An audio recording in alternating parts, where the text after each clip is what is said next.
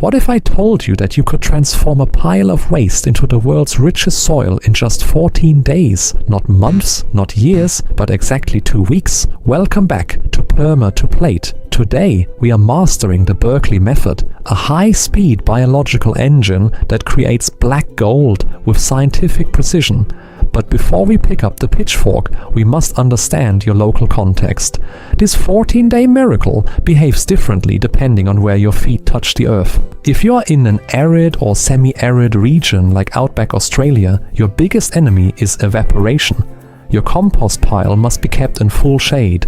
Without protection from the scorching sun, the microbial life inside will bake and die before they can finish their work. You may even need a tarp. In colder climates, such as the long winters of Canada, this method is a seasonal strategy. It is nearly impossible to start a hot pile in deep frost. You must wait for the spring thaw. To maintain heat, you will need more thermal mass, a larger pile, and perhaps a layer of straw for insulation. For those in the humid tropics, like the lush regions of Brazil, the challenge is excessive moisture and leaching. Heavy rains can wash away your nutrients. Here, you should build your pile on a slightly raised platform or under a roof. Proper drainage is the only way to keep the process aerobic. Regardless of your climate, the biology remains the same. We are not just piling trash. We are managing a population of billions of hungry microorganisms. To make them work at light speed, we need the perfect carbon-to-nitrogen ratio. In permaculture terms, we call these browns and greens. Your browns are your energy source, dry leaves, straw, or shredded cardboard. Your greens are your protein, fresh grass clippings, kitchen scraps, or manure. The magic ratio is 25 to 30 parts carbon to 1 part nitrogen. In volume, this looks like 2 wheelbarrows of browns for every one of greens. Particle size is your next secret weapon. The smaller the pieces, the faster the bacteria can feast. Think of it like chewing your food. Use a mower or a chipper to shred everything. A handful of sawdust will decompose 10 times faster than a solid block of wood. Now, let's talk about the minimum mass. To generate the internal heat required for a 14-day breakdown, your pile must be 1 cubic meter. Anything smaller will lose heat too quickly to the surrounding air. Anything much larger will become too heavy and difficult for one person to turn. Day 1 is the build. We start with a 6-inch layer of browns at the very bottom. This acts as a biological sponge and allows for drainage. Then we add a 3-inch layer of greens. We continue this layering process, brown, green, until the pile reaches its full 1 meter height. As you build, you must water each layer. This is the most critical step. The entire pile should be as wet as a wrung-out sponge. If you squeeze a handful of material, only 1 or 2 drops of water should come out. If it's dripping, it's too wet. If it's dusty, it's too dry. Once finished, leave the pile alone for 4 days. This is the activation phase. Inside, the bacteria are multiplying at an exponential rate. By day 2 or 3, the temperature should soar to between 130 and 160 degrees Fahrenheit.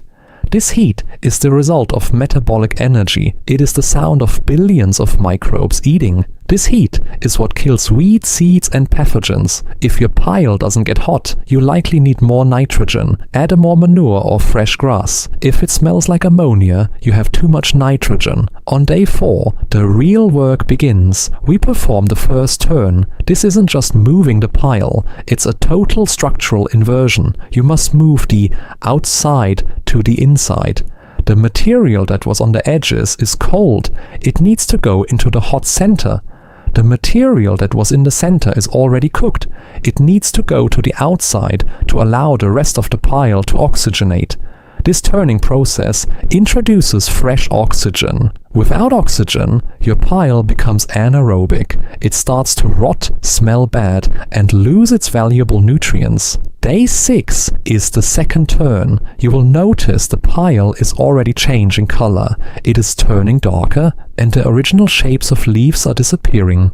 Check the moisture again. As the pile heats up, water evaporates. If it feels dry, add a light spray of water as you turn it. Day 8 is the third turn. By now, the heat should be at its peak. You might see white threads throughout the pile. This is beneficial actinomycetes. These fungi, like bacteria, are experts at breaking down tough cellulose and lignin. They are a sign that your biological machine is running perfectly. Day 10 is the fourth turn. The pile may start to settle and lose some height. This is normal. The complex structures are collapsing into stable humus. You will notice the smell has changed. It no longer smells like waste. It smells like a deep, ancient forest after a heavy rain. Day 12 is the fifth turn. The temperature will begin to drop slightly. This means the most easily digestible sugars and proteins are almost gone. The microbes are finishing their marathon. The material should be dark, crumbly, and almost unrecognizable from the kitchen scraps you started with.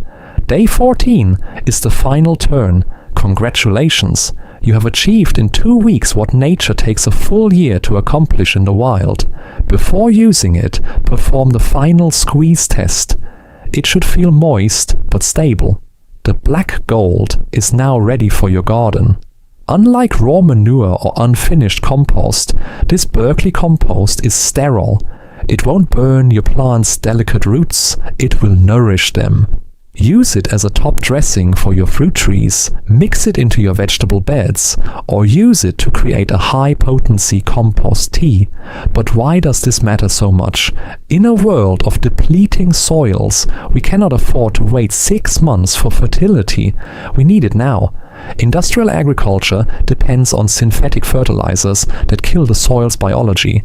Permaculture depends on the biology you create in your backyard.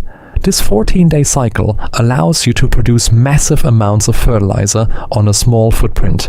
It is the ultimate tool for self-sufficiency. If you have a family of 4, the organic waste from your kitchen and garden is enough to run this cycle several times a year. Remember the local context we discussed. If you're in the Australian heat, keep that tarp on. If you're in Canada, wait for the thaw.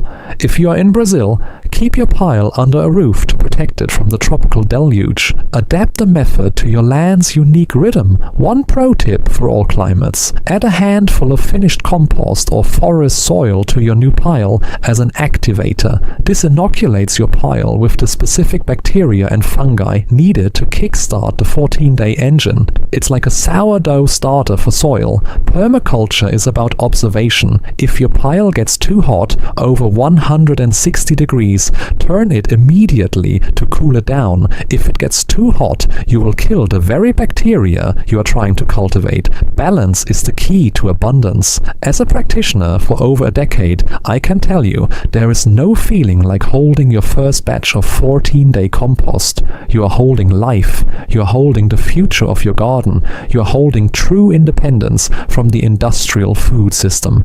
This is the heart of Perma to plate. Taking what is discarded and turning it into what is vital. Designing loops that feed us. We have many more design blueprints to share with you, from water management to urban food forests. If you want to master the art of living with the land, subscribe to our channel and join our global community of Permies. Click the link in the description to join our community and start your journey from sustainable gardening to organic, homegrown meals. Our mission is to bridge the gap between permaculture design and the food on your table. Every day is an opportunity to grow. Thank you for watching. In our next session, we will explore the lazy loop strategy for 1-acre homesteads. Subscribe to Perma to Plate. Let's grow abundance together. See you in the garden.